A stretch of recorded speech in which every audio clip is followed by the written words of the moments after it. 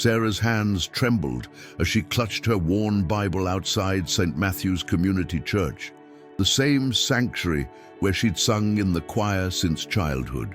At 19 and visibly pregnant, she stood frozen on the stone steps while congregation members filed past her, their whispers cutting deeper than the October wind. Inside, Pastor Williams continued his sermon about righteousness and moral purity, his voice echoing through walls that suddenly felt more like barriers than sanctuary. 3 months earlier, Sarah had confessed her pregnancy to Pastor Williams in his oak-paneled office, tears streaming down her face as she explained how her boyfriend Marcus had abandoned her the moment she told him about the baby. She'd expected guidance, perhaps disappointment, but certainly not the cold rejection that followed. Pastor Williams had leaned back in his leather chair, fingers steepled, and delivered his verdict with the authority of someone who'd never faced such desperation. "Sarah, you've brought shame upon this congregation," he'd said, his tone devoid of the warmth she'd known since childhood. "Until you can demonstrate true repentance and make things right before God, I cannot allow your presence to corrupt the spiritual atmosphere of this church. You're no longer welcome in our fellowship." Those words had shattered something deep inside her soul. This wasn't just any church. This was where her grandmother had been baptized, where her parents had married, where she'd found faith during the darkest period of her adolescence. Now, carrying a child she hadn't planned but already loved, she was cast out like a leper from the only spiritual home she'd ever known. Sarah had grown up believing the church was supposed to be a hospital for sinners, not a museum for saints. Her grandmother, rest her soul, had always told her that grace was biggest when people were at their smallest. But standing on those church steps, watching families enter together while she remained excluded, Sarah felt smaller than she'd ever imagined possible. Marcus had been her first love, a charming college student who'd swept her off her feet with promises of forever. When she'd nervously told him about missing her period, his entire demeanor changed. Within a week, he'd transferred to a university 3 states away, leaving behind only a brief text message about needing to focus on his future. Sarah was left to face the consequences alone, her dreams of nursing school evaporating as morning sickness made it impossible to concentrate on her studies. Her parents, devout churchgoers themselves, had been devastated by the news. While they didn't abandon her completely, their disappointment was palpable. Her father barely spoke to her anymore, and her mother oscillated between tears and lectures about throwing away her potential. The silence at their dinner table had become suffocating, filled with everything they couldn't bring themselves to say. Sarah found refuge in her job at Mercy General Hospital, where she worked as a nurse's aide. The head nurse, Mrs. Rodriguez, was a kind woman who'd raised 5 children of her own and understood that life rarely followed the neat plans people made. When Sarah confided about her situation, Mrs. Rodriguez simply nodded and said, "Mija, babies don't choose their circumstances, but they choose their mothers." This little one chose well. Working in the pediatric ward, Sarah witnessed daily miracles and heartbreaks. She saw teenage mothers younger than herself holding premature babies with fierce love, grandmothers raising grandchildren when parents couldn't, and families of every configuration united by nothing more than devotion. These experiences taught her that love created families, not judgment or traditional expectations. Meanwhile, Pastor Williams continued his ministry with renewed fervor, preaching about moral standards and the importance of setting boundaries. He spoke frequently about protecting the church's reputation and maintaining biblical principles, even when it meant making difficult decisions. His congregation, largely middle-class families who'd never faced real hardship, nodded approvingly at his strong stance against moral compromise. But Pastor Williams harbored secrets of his own.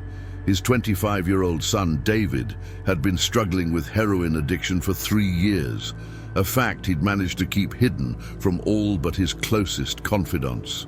David had been in and out of rehabilitation programs, each relapse more devastating than the last. The pastor who preached about moral purity was quietly emptying his retirement savings to fund private treatment facilities, terrified that his son's condition would become public knowledge and destroy his ministry. Sarah's pregnancy progressed through autumn and into winter. She'd found a small support group of young mothers at the community center, women who understood her struggles without judgment. Together, they shared resources, baby clothes, and most importantly, hope. Sarah discovered strength she never knew she possessed, working extra shifts to save money for the baby while attending parenting classes in the evenings. Her belly grew round and prominent, making it impossible to hide her condition. Walking through town became an exercise in endurance as she faced stares and whispered comments. Some were cruel, but others were surprisingly supportive. Mrs. Patterson from the grocery store always asked how she was feeling and insisted on helping her carry heavy bags. Dr. Hendricks, her family physician, refused to charge her for prenatal visits, claiming his insurance-covered community outreach programs. One snowy evening in December, Sarah was walking home from work when she noticed a figure huddled in the alley behind the church. As she approached, she recognized David Williams, Pastor Williams' son, shivering violently and clearly in distress. His eyes were unfocused, his lips blue from cold, and track marks were visible on his exposed arms. Without hesitation, Sarah called an ambulance and stayed with him until help arrived, her own discomfort forgotten in the face of someone else's crisis. At the hospital, David was treated for hypothermia and drug withdrawal. Sarah, still in her work uniform, provided what information she could to the medical staff. When Pastor Williams arrived, his face was a mask of anguish and embarrassment. He barely acknowledged Sarah's presence, focusing entirely on his son's condition while trying to manage the situation discreetly. Over the following weeks, David's addiction became harder to conceal. He was arrested for possession, hospitalized twice more for overdoses, and eventually disappeared for days at a time. Pastor Williams found himself facing the very situation he'd feared most: public scrutiny of his family's private struggles. Congregation members began asking uncomfortable questions, and his leadership was quietly questioned by the church board. Sarah gave birth to a healthy daughter in February, a tiny, perfect being she named Hope. Despite having no partner to share the experience, Sarah felt overwhelming joy holding her daughter for the first time. Mrs. Rodriguez was present for the delivery, serving as her labor coach and providing the emotional support Sarah's own family couldn't offer. The moment Hope was placed in her arms, Sarah knew every struggle had been worthwhile. Returning to work after maternity leave proved challenging.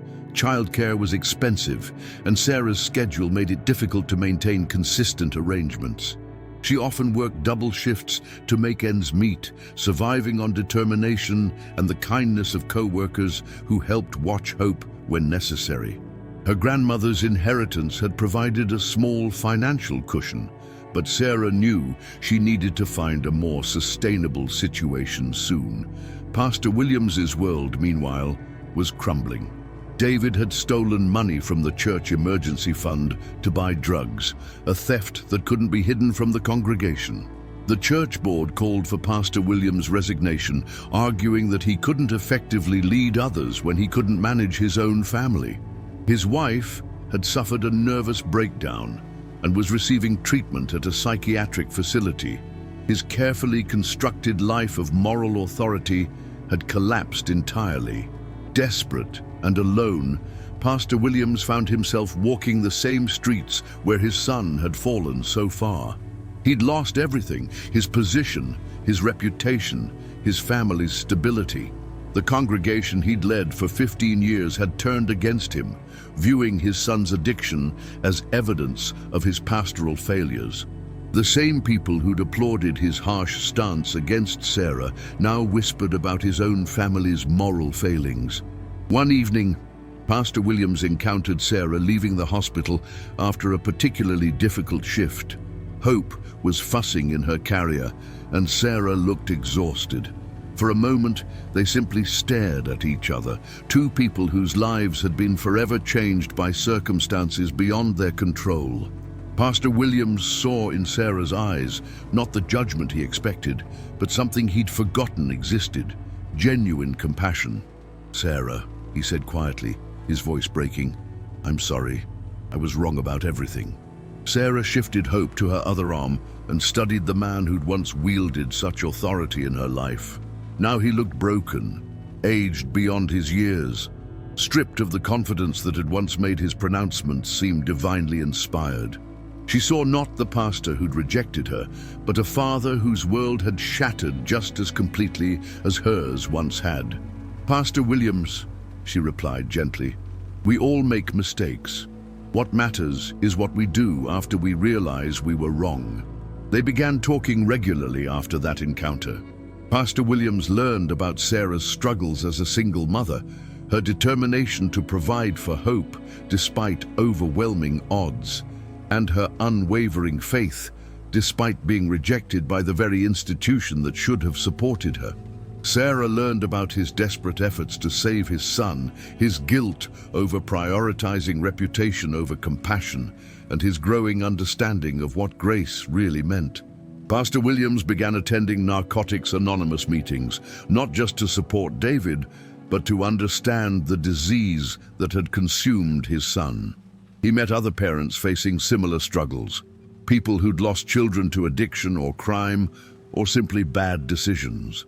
These meetings taught him more about redemption than all his theological training combined. He began to understand that brokenness wasn't something to hide or judge. It was the human condition that made grace necessary. Sarah, meanwhile, had enrolled in online nursing courses, determined to complete her education despite her circumstances. She studied during Hope's naps and late into the night after work, driven by dreams of providing a better life for her daughter. Her professors were understanding about her situation, allowing her to submit assignments electronically and take exams at flexible times. The relationship between Sarah and Pastor Williams evolved slowly from awkward encounters to genuine friendship. He began helping her with childcare when his schedule permitted, finding joy in Hope's innocent laughter that reminded him of his own children's early years. Sarah provided emotional support during David's relapses, understanding addiction's impact on families in ways his theological training had never taught him. When David finally agreed to enter a long-term residential treatment program, Pastor Williams asked Sarah to accompany him to the facility. Her presence during that difficult goodbye provided comfort he couldn't have imagined needing. Sarah understood the pain of loving someone you couldn't save, of hoping against hope for redemption that might never come. As spring arrived, Pastor Williams made a decision that surprised everyone who knew him. He applied for a position as chaplain at the county jail, wanting to minister to people who truly understood failure and desperation.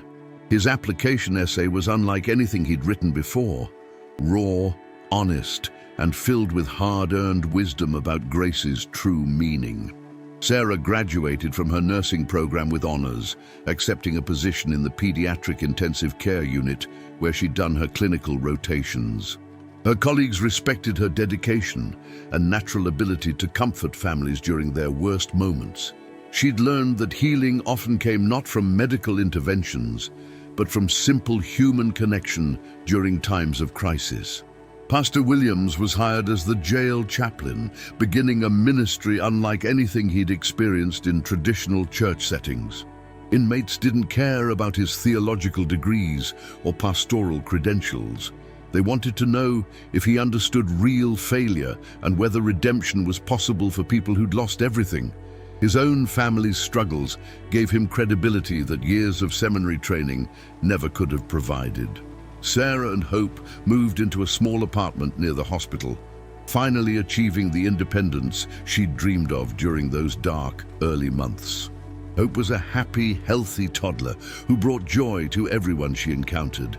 Sarah had created a life filled with purpose and meaning, proving that single motherhood didn't mean limited possibilities. The friendship between Sarah and Pastor Williams continued growing stronger. They attended David's graduation from the treatment program together, both crying as he received his one-year sobriety chip. David had found work as a counselor at a halfway house, using his own struggles to help others navigate recovery. His relationship with his father was still fragile, but it was healing slowly through honest communication and mutual forgiveness. Pastor Williams often reflected on how his understanding of ministry had completely transformed. He'd once believed his role was to maintain moral standards and protect the church's reputation. Now he understood that true ministry meant meeting people in their brokenness and walking alongside them toward healing. The inmates he counseled taught him more about faith than he'd learned in decades of traditional pastoral work. Sarah's own faith had evolved as well. She'd discovered that God's love wasn't dependent on institutional approval or moral perfection. Her relationship with the divine had become more personal and authentic, rooted in lived experience rather than doctrinal adherence. She attended a small, non-denominational church where single mothers were welcomed and supported rather than judged. When Hope turned 3, Sarah organized a birthday party that included many of the unlikely friends she'd gathered over the years. Mrs. Rodriguez brought homemade tamales. Pastor Williams contributed a cake he'd baked himself, and several of her nursing school classmates attended with their own children. David came too, now 2 years sober, and engaged to a woman he'd met in recovery support group. Looking around at this diverse gathering of people who'd found each other through various struggles, Sarah felt overwhelmed with gratitude. None of these relationships would have existed if her life had followed the conventional path she'd once planned. Her pregnancy, which had seemed like the end of everything, had actually been the beginning of a life richer and more meaningful than she could have imagined. Pastor Williams watched Hope blow out her candles and remembered his harsh words to Sarah 3 years earlier. He'd believed he was protecting his congregation from moral contamination, but he'd actually been protecting himself from uncomfortable truths about grace and redemption. Sarah's strength in the face of rejection had taught him more about faith than any theological text ever could. As guests began leaving that evening, Pastor Williams helped Sarah clean up. Hope had fallen asleep on the couch, exhausted from excitement and sugar. Sarah covered her daughter with a soft blanket and smiled at the peaceful scene. "You know," Pastor Williams said quietly, "I used to think ministry meant having all the answers. Now I realize it means being willing to sit with people who have hard questions." Sarah nodded, understanding exactly what he meant. Some of the best lessons come from places we never wanted to go. They finished cleaning in comfortable silence, two people who'd found redemption not through avoiding mistakes, but by learning to extend grace when confronted with failure. Outside, the early spring evening was filled with possibility, much like the lives they'd both rebuilt from circumstances that had once seemed hopeless. Years later, when Hope started kindergarten, she would sometimes ask her mother about her father. Sarah had prepared for these questions, determined to answer honestly without bitterness. She explained that sometimes people aren't ready for the responsibilities that come with love, but that doesn't make the love any less real or valuable. Hope accepted this explanation with the easy adaptability of children, more interested in her dolls and books than complex adult relationships. She was surrounded by love from Sarah's chosen family, Mrs. Rodriguez, Pastor Williams, David and his wife, and countless others who'd become part of their extended community. Pastor Williams continued his work at the jail, eventually developing programs that connected former inmates with community support systems. His own experience with family crisis had taught him that redemption required more than individual willpower. It needed community investment and long-term support. Many of the men and women he counseled became productive community members, proving that second chances could lead to genuine transformation. Sarah advanced in her nursing career, eventually becoming charge nurse in the pediatric unit. She specialized in working with families facing terminal diagnoses, her own experience with unexpected challenges making her uniquely qualified to provide both medical expertise and emotional support. Colleagues often remarked on her exceptional ability to remain calm during crises while maintaining genuine compassion for suffering families. The friendship between Sarah and Pastor Williams had become one of the most meaningful relationships in both their lives. They'd learned that true Christian fellowship wasn't about maintaining appearances or avoiding difficult topics. It was about walking together through valleys and celebrating on mountaintops, sharing both burdens and joys without judgment. On Hope's 5th birthday, Pastor Williams surprised Sarah with a special gift, a scrapbook he'd compiled documenting Hope's early years. It included photos from birthday parties, hospital visits when Sarah had worked late, David's graduation ceremony, and countless other moments when their unlikely chosen family had gathered together. The final page contained a note that brought tears to Sarah's eyes. "Dear Sarah," it read, "5 years ago I made one of the worst mistakes of my ministry by turning you away when you needed support most. I thought I was protecting something sacred, but I was actually destroying it. You taught me that grace isn't something we earn through perfect behavior. It's something we receive when we're broken and extend when others are struggling. Thank you for showing me what ministry really means. Love, Pastor Williams." Sarah hugged him tightly, thinking about how dramatically both their lives had changed since that cold autumn day when she'd stood outside the church feeling rejected and alone.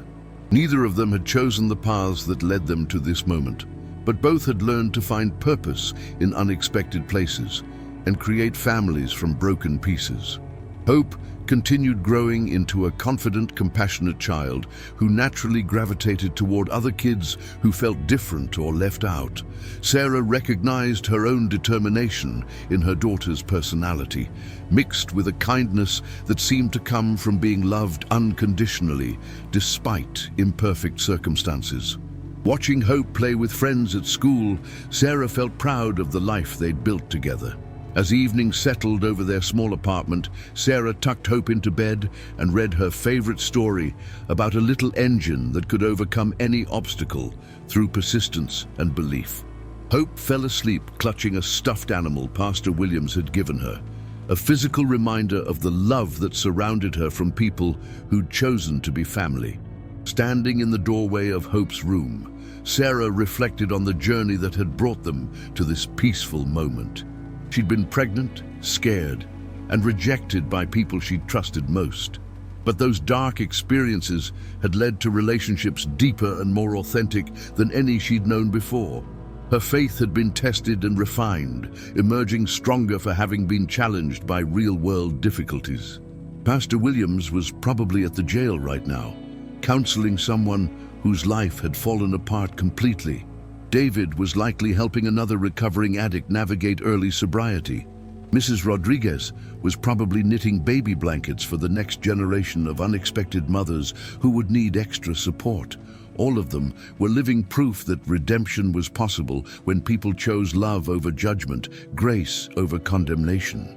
Sarah turned off Hope's light and settled onto the couch with her nursing journals, preparing for an exam that would advance her career further.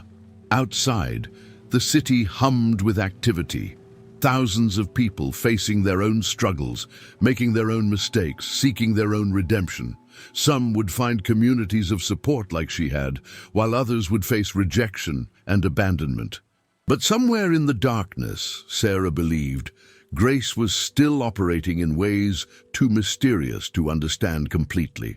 Broken people were finding healing, rejected individuals were discovering acceptance, and families were forming from the most unlikely combinations of circumstances and personalities. Love really could triumph over judgment, hope could overcome despair, and even the worst mistakes could become foundations for beautiful new beginnings. As she studied late into the night, Sarah occasionally glanced toward Hope's room, grateful beyond words for the child who'd changed everything. Tomorrow would bring new challenges, but tonight was filled with peace, earned through surviving the storms that had once threatened to destroy everything. She'd learned that some of life's greatest gifts come disguised as problems, and some of the strongest families are built not from perfection, but from choosing to love anyway. The years continued to unfold, with their mixture of challenges and unexpected blessings. When Hope turned 7, she came home from school one day with tears in her eyes, asking Sarah why some of her classmates said she didn't have a real family, because there was no daddy living with them. Sarah's heart ached as she knelt down to meet her daughter's questioning gaze, recognizing this as one of those pivotal moments that would shape Hope's understanding of herself and the world. "Sweetheart," Sarah said gently, pulling Hope onto her lap in their favorite reading chair, "families come in all different shapes and sizes. What makes a family real isn't who lives in the house or what people call each other. It's about love, care, and being there for each other through good times and hard times." Hope listened with the serious attention she gave to important conversations. "Like how Pastor Williams helped when I had pneumonia, even though he's not my grandpa." "Exactly like that," Sarah confirmed, stroking her daughter's hair. "And like how Mrs. Rodriguez taught you to make her special cookies, and how Uncle David takes you to the park every Saturday. We have so many people who love us and care about us. That's what makes us a real family." This conversation sparked something in Hope that surprised Sarah. Her daughter began drawing pictures at school of their extended chosen family, creating elaborate family trees that included everyone from the hospital cafeteria worker who saved extra fruit cups for her to the janitor at Pastor Williams' jail, who always had a joke ready when they visited. Her teacher, Mrs. Henderson, was so moved by Hope's inclusive definition of family that she restructured her entire family unit curriculum to celebrate diverse family structures. Meanwhile, Pastor Williams faced his own family evolution when David announced his engagement to Maria, a counselor he'd met during his recovery journey. The wedding planning process brought unexpected healing as David and his father worked together to create a celebration that honored both their past struggles and future hopes. Pastor Williams found himself crying as he watched his son, once barely clinging to life, confidently planning a future filled with purpose and love. The wedding ceremony itself took place in the community center where Sarah had first found her support group for young mothers. David had specifically chosen this location because he wanted to be married in a place that represented second chances and community support rather than institutional judgment. Pastor Williams officiated the ceremony, his voice thick with emotion as he spoke about redemption, forgiveness, and the courage required to rebuild broken lives. Sarah served as Maria's unofficial maid of honor, their friendship having developed through countless conversations about loving men in recovery and building healthy relationships after trauma. Hope was the flower girl, taking her responsibilities so seriously that she practiced walking down the aisle for weeks beforehand, determined to scatter petals with perfect precision. During the reception, Pastor Williams gave a toast that left few dry eyes in the room. He spoke about learning that love wasn't about perfection, but about choosing to stay committed, even when things got difficult. He thanked Sarah publicly for teaching him what grace really looked like in practice, acknowledging that his son might not have survived without the example of unconditional love she demonstrated. As Hope grew older, she began asking more complex questions about her father and why he'd chosen not to be part of their lives. Sarah had always been honest about Marcus's absence, but now Hope wanted to understand the emotional dynamics behind adult decisions. These conversations required careful navigation between honesty and age-appropriate information. "Mom," Hope asked one evening while they worked on homework together, "do you think my dad ever thinks about me?" Sarah paused her own studying to consider her response carefully. "I think most people carry thoughts about important decisions they've made, even when they don't act on those thoughts.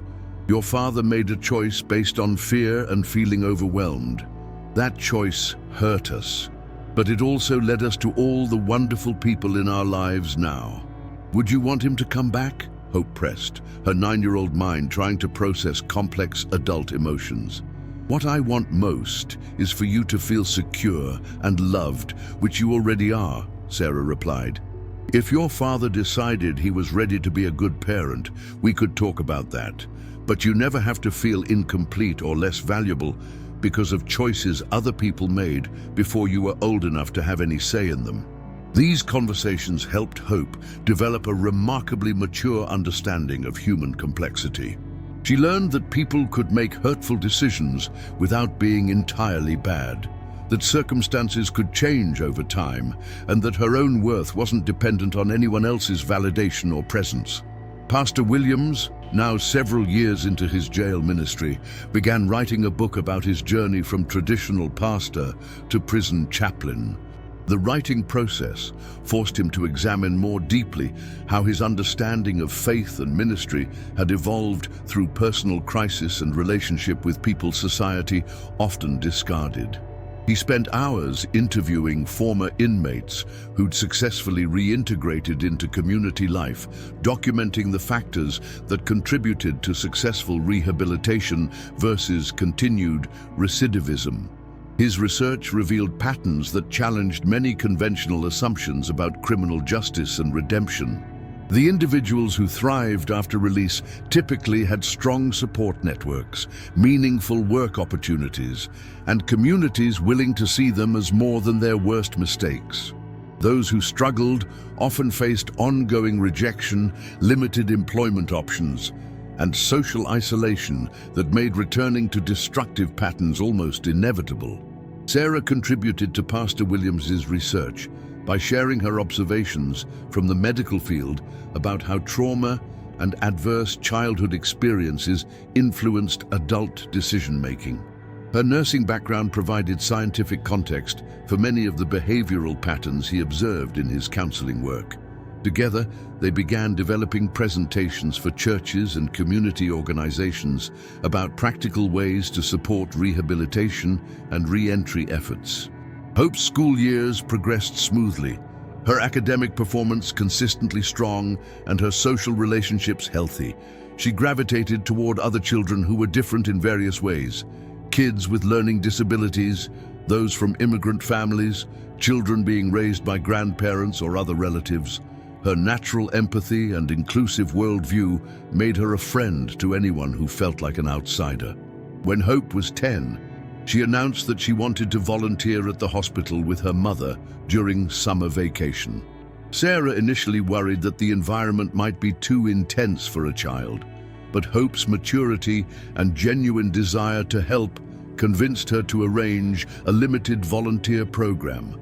Hope helped deliver flowers to patient rooms, played simple games with children in the pediatric ward, and assisted with basic administrative tasks. The hospital staff were amazed by Hope's natural ability to connect with anxious families and comfort frightened children. She seemed to instinctively understand that healing involved more than medical treatment, that emotional support and human connection were equally important components of recovery. Several doctors mentioned to Sarah that Hope had a gift for medicine and should consider pursuing healthcare as a career. David and Maria's marriage continued thriving as they built a life centered on service to others and commitment to their own continued growth. They'd purchased a small house near the halfway facility where David worked, creating a stable home environment that represented everything he'd dreamed of during his darkest addiction periods. They began talking about starting a family, with David expressing amazement that he'd survived to experience such ordinary happiness.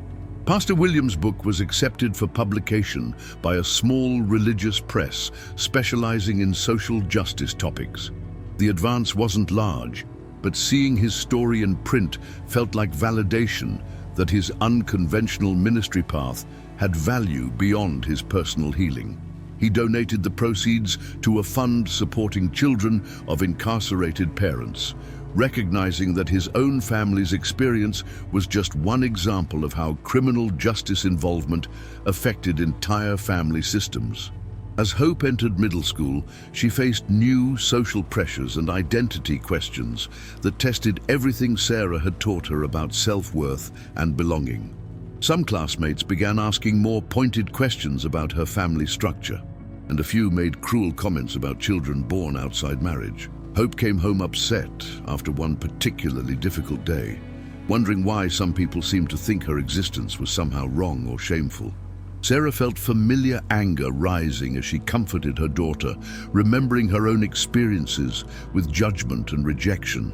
But she channeled that emotion into teaching Hope about resilience and choosing responses that reflected their family's values rather than reacting from hurt feelings.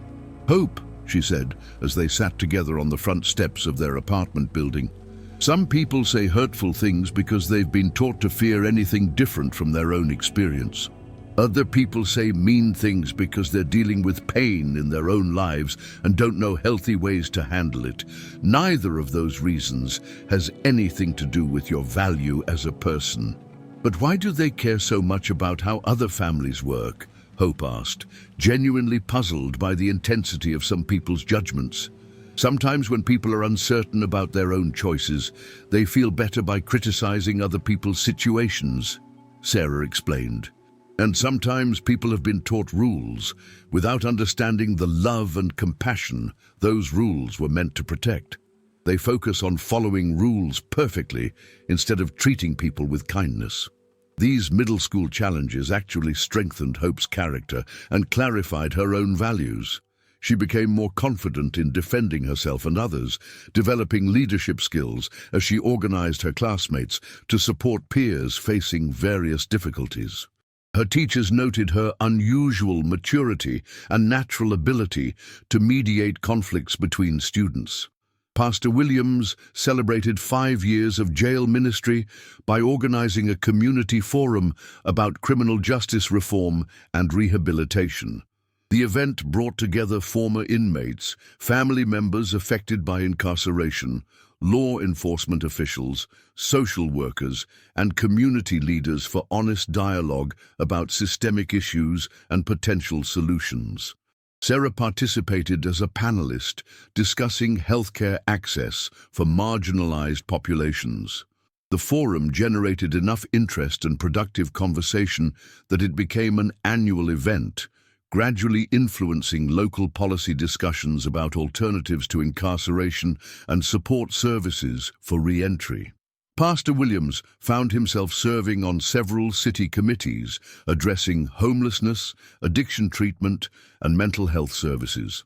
His personal experience with family crisis gave him credibility that traditional religious leaders often lacked in these secular policy discussions. Hope's 13th birthday party reflected the rich community Sarah had built over more than a decade of intentional relationship building. Mrs. Rodriguez, now officially adopted as an honorary grandmother, made her traditional tres leche cake. David and Maria brought homemade decorations and organized games for Hope's friends. Pastor Williams contributed his increasingly famous chocolate chip cookies and helped with setup and cleanup, but the most meaningful gift came from an unexpected source. Hope received a card addressed in unfamiliar handwriting with no return address. Inside was a brief note that read, "Happy birthday, Hope. I think about you often and hope you're growing up happy and loved. You have a wonderful mother. Someday, maybe we can meet when the time is right. Love, your father Marcus." Sarah's hands shook as she read the card, her mind racing through years of suppressed emotions and carefully constructed explanations. Hope studied her mother's face carefully, recognizing the significance of this moment even without fully understanding its implications. "What do you think this means?" Hope asked quietly, holding the card like it might disappear if handled roughly. "I think it means your father has been growing up too," Sarah replied slowly. "People sometimes need time to become ready for responsibilities they weren't prepared for when they were younger. This doesn't change anything about our life, but it might mean he's been thinking about whether he could be a good father now."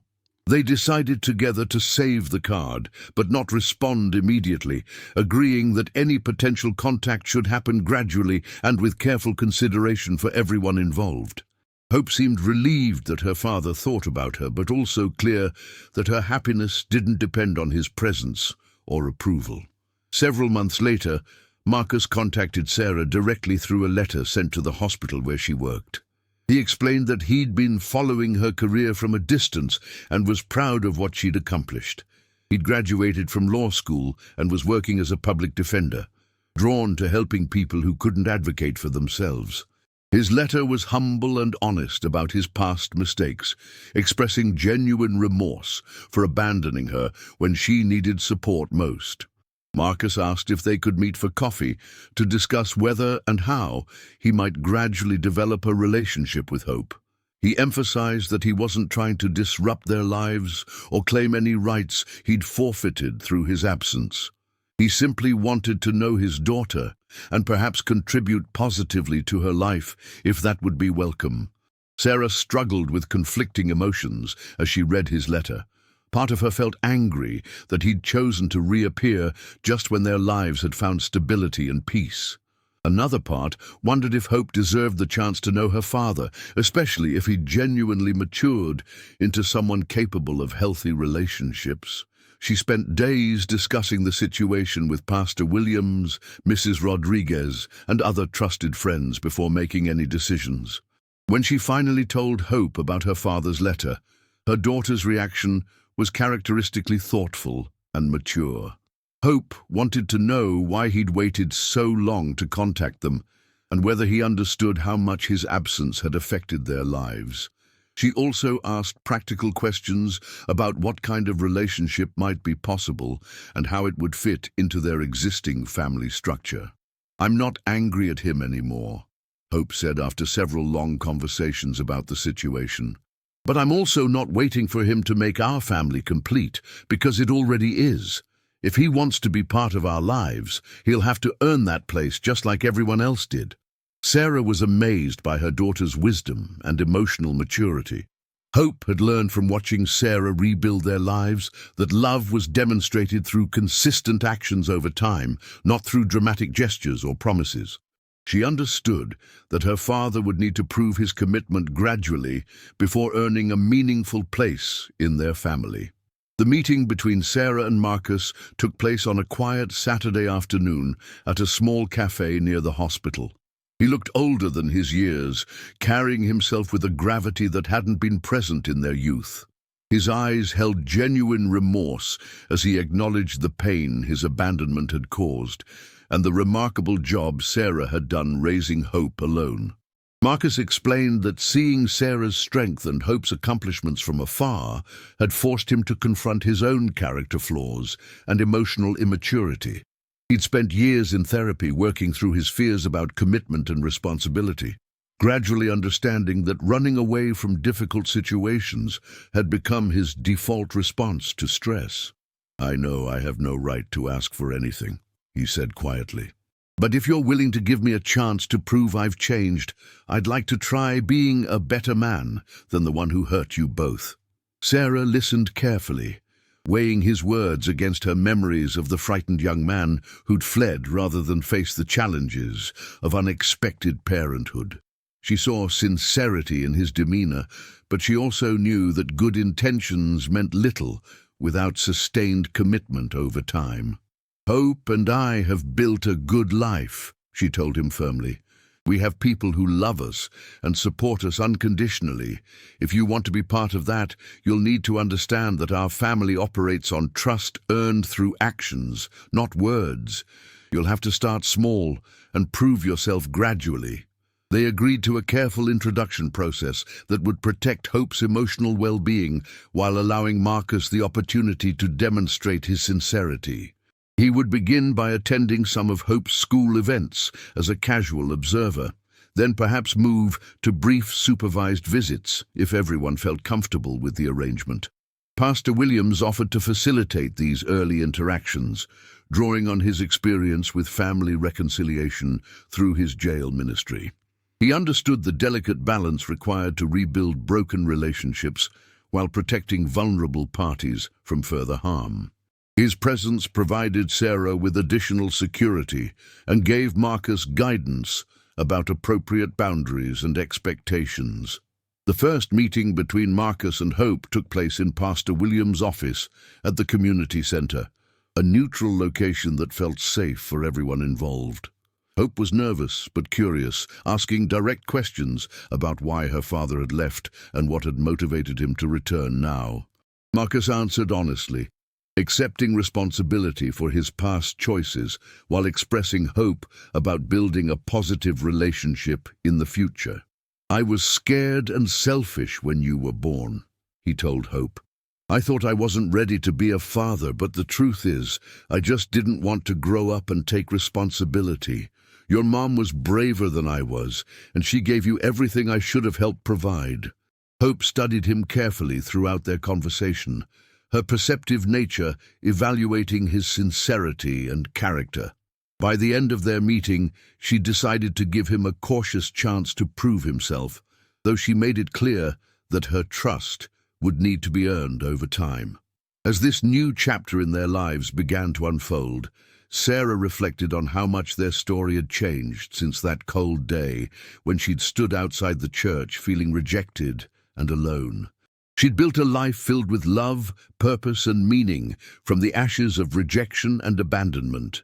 Now, with wisdom earned through surviving difficult circumstances, she was strong enough to navigate even more complex challenges while protecting the family they'd created together.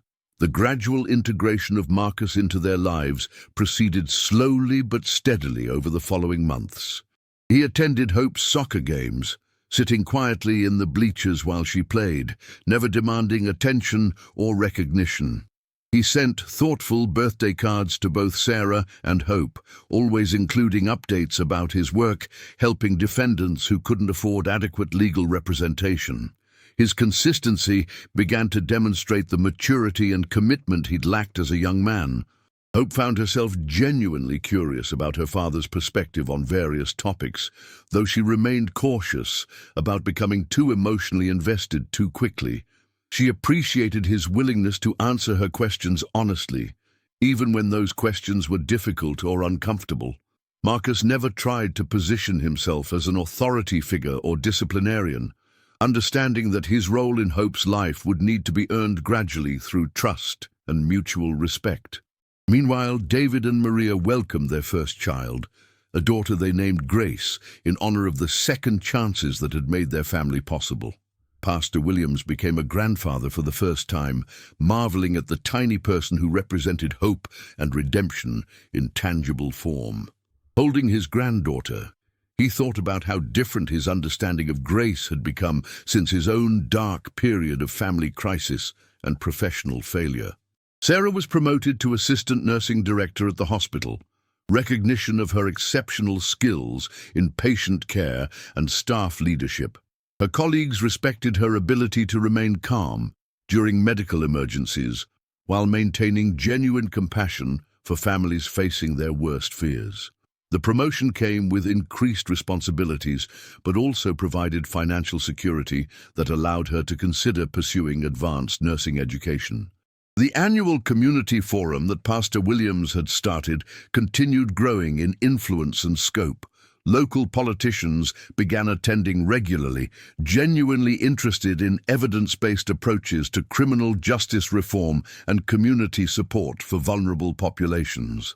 Several policy changes resulted directly from discussions at these forums, including expanded mental health services and alternative sentencing programs for non-violent offenders.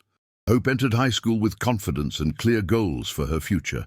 She decided to pursue pre-med studies with the intention of becoming a pediatric surgeon, inspired by her childhood experiences in the hospital and her desire to help children facing medical crises. Her guidance counselor was impressed by her academic performance and community service record, predicting acceptance to competitive universities despite her unconventional family background. Marcus's presence in their lives had settled into a comfortable routine that worked for everyone involved. He and Sarah had developed a respectful co-parenting relationship focused entirely on Hope's well-being, without romantic complications or attempts to recreate their past relationship. He contributed financially to Hope's education and activities, understanding that his support needed to be consistent and dependable rather than dramatic or attention-seeking. Pastor Williams published his second book, this one focusing specifically on practical strategies for supporting children of incarcerated parents. His research had revealed the devastating long-term effects of parental incarceration on educational outcomes, mental health, and future criminal justice involvement. But it had also documented successful interventions that could break these cycles when communities invested in comprehensive support systems. Sarah began teaching part-time at the nursing school where she'd completed her own education, sharing her expertise in pediatric care with the next generation of healthcare professionals. She found tremendous satisfaction in mentoring young nurses, especially those facing personal challenges or unconventional life circumstances. Her story had become an inspiration to students who worried that past mistakes or difficult situations would prevent them from achieving their professional goals.